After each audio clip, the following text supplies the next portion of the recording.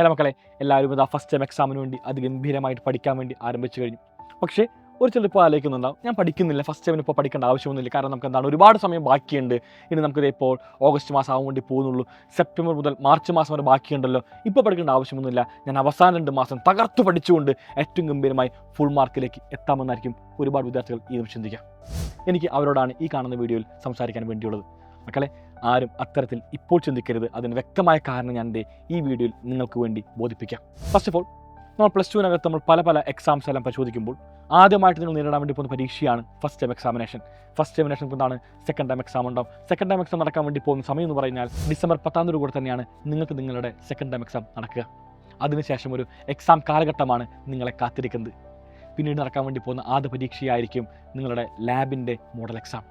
പിന്നീട് അതിന് ശേഷം ലാബിൻ്റെ മെയിൻ എക്സാമും, തുടർന്ന് നിങ്ങൾക്ക് മെയിൻ എക്സാമിൻ്റെ മോഡൽ എക്സാമും, അതായത് തിയറിയുടെ മോഡൽ എക്സാമും, ആൻഡ് അറ്റ് ലാസ്റ്റ് നിങ്ങൾക്ക് മെയിൻ എക്സാം തിയറി ഉണ്ടാവും.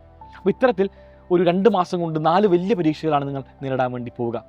അതായത് തുറന്നു പറയുകയാണെങ്കിൽ ജനുവരി, ഫെബ്രുവരി, മാർച്ച് മാസം മുഴുവനായി നിങ്ങൾ എക്സാമിന് വേണ്ടി മാത്രം ഇൻവെസ്റ്റ് ചെയ്യേണ്ട സമയമായിരിക്കും. അപ്പോൾ ആ നിമിഷം നമ്മൾ ആദ്യമായിട്ട് ചിന്തിക്കുമ്പോൾ ലാബ് എക്സാമിൻ്റെ പ്രാധാന്യം തന്നെയാണ്. ഒരു വിഷയത്തിൽ നമുക്ക് 40 മാർക്ക് വെച്ച് 4 വിഷയത്തിൽ ലാബ് എന്ന് പറയുമ്പോൾ 160 മാർക്കാണ് ഉണ്ടാവുക. അതായത് ഏകദേശം 13.3% മാർക്കാണ് ലാബ് എക്സാമിൽ നിന്ന് മാത്രം ലഭിക്കുക. അത് തന്നെയാണ് ലാബിൻ്റെ പ്രാധാന്യം. അപ്പോൾ ജനുവരി മാസം എല്ലാവരും ലാബ് എക്സാമിന് വേണ്ടി അത്രയും വർക്ക് ചെയ്യുമ്പോൾ തിയറി പഠിക്കാൻ വേണ്ടി സമയം ഉണ്ടാവുകയില്ല. ലാബ് എക്സാമിൻ്റെ മോഡൽ കഴിഞ്ഞ് ലാബ് എക്സാമിൻ്റെ മെയിൻ എക്സാം എഴുതി കഴിയുമ്പോൾ ഏകദേശം ഫെബ്രുവരി മാസം ഫസ്റ്റ് വീക്ക് കഴിയും. ഫെബ്രുവരി മാസം 24 തീയതി കഴിയുമ്പോൾ ആൻഡ് മാർച്ച് മാസം ഫസ്റ്റ് വീക്ക് ആയിരിക്കും നിങ്ങളുടെ മെയിൻ എക്സാം ആരംഭിക്കുക. അതായത് മോഡൽ എക്സാമിൽ നിന്ന് മെയിൻ എക്സാമിലേക്കുള്ള ദൂരം എന്ന് പറഞ്ഞാൽ കേവലം ഒരു 6-7 ദിവസം മാത്രമായിരിക്കും. അപ്പോൾ ആ കാണുന്ന ഗ്യാപ്പിൽ ഒരിക്കലും മെയിൻ എക്സാം ക്രാക്ക് ചെയ്യാൻ വേണ്ടി നമുക്ക് സാധിക്കില്ല. അതുപോലെ തന്നെ പ്രാക്ടിക്കലിൻ്റെ മെയിൻ എക്സാമിന് ശേഷം മോഡൽ എക്സാമിനും ഇതുപോലെ തന്നെ ഏകദേശം ഒരു 6-7 ദിവസം മാത്രമായിരിക്കും ബാക്കി ഉണ്ടാവുക. സോ ആ കാണുന്നൊരു സമയം കൊണ്ട് നമുക്ക് മോഡൽ എക്സാം ക്രാക്ക് ചെയ്യാൻ വേണ്ടി സാധിക്കില്ല. അതായത് തിയറി പഠിക്കാനായിട്ട് നമുക്ക് ഏകദേശം ജനുവരി മാസം മുതൽ സമയം ഉണ്ടാവുകയില്ല. അതുകൊണ്ട് എല്ലാ മക്കളും ഇപ്പോൾ തന്നെ തിയറി ഏറ്റവും ഗംഭീരമായി പഠിച്ച് മാറ്റിവെക്കേണ്ട ഒരു സാഹചര്യമുണ്ട്. അത് തന്നെയാണ് ഓണം എക്സാമിൻ്റെ പ്രാധാന്യം കൂട്ടുന്നത്. ഈ കാണുന്ന ഡേറ്റുകൾ തന്നെയാണ് നമുക്ക് ഏറ്റവും അധികം ഇമ്പോർട്ടൻ്റ് ആയിട്ട് കാണേണ്ടത്. ഓണം എക്സാമിൻ്റെ സിലബസ് പരിശോധിക്കുമ്പോൾ ഏകദേശം ഒരു 1/4 നമുക്ക് സിലബസ് കംപ്ലീറ്റ് ചെയ്യാൻ വേണ്ടി ഉണ്ടാവും. മാത്സിൻ്റെ സിലബസ് നമ്മൾ പരിശോധിക്കുമ്പോൾ മൊത്തമായിട്ട് 13 പാഠമുണ്ട്. 13 പാഠത്തിലെ 5 പാഠമാണ് നിങ്ങൾക്ക് ഓണപരീക്ഷയ്ക്ക് ഉണ്ടാവുക. 5 പാഠം എന്ന് പറയുമ്പോൾ ഏകദേശം ഒരു 40% സിലബസ്. നമ്മൾ മാർക്ക് പരിശോധിക്കുമ്പോൾ ആദ്യ പാഠത്തിന് 7 മാർക്കാണ് ബോർഡ് എക്സാമിന് ഉണ്ടാവുക. രണ്ടാം പാഠം പറയുമ്പോൾ 4 മാർക്കും, 3ഉം 4 നമ്മൾ ചേർക്കുമ്പോൾ ഏകദേശം ഒരു 15 മാർക്കും, എൻ്റെ അവസാനമായിട്ട് 5ാമത്തെ പാഠം പരിശോധിക്കുമ്പോൾ 9 മാർക്കും.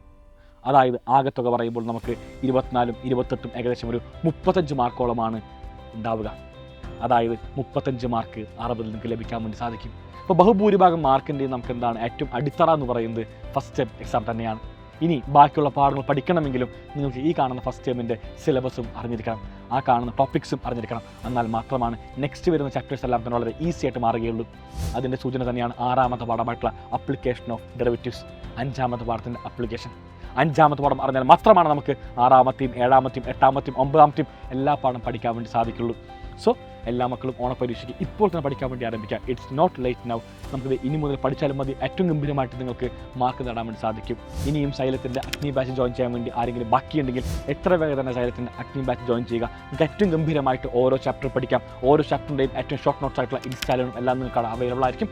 അതിന് പുറമെ സൈലൻ നിങ്ങൾക്ക് ഗൈഡ് എല്ലാം തന്നെ ഇപ്പോൾ മാർക്കറ്റിൽ അവൈലബിൾ ആയിട്ടുണ്ട്. ആ കാണുന്ന ഗൈഡ് വെച്ചുകൊണ്ട് ഏറ്റവും മനോഹരമായിട്ട് എല്ലാവർക്കും പഠിക്കാൻ വേണ്ടി സാധിക്കുന്നതായിരിക്കും പറഞ്ഞുകൊണ്ട് വൈൻഡപ്പ് ചെയ്ത്. So guys, bye. Thank you and signing off Afnas from Xylem learning.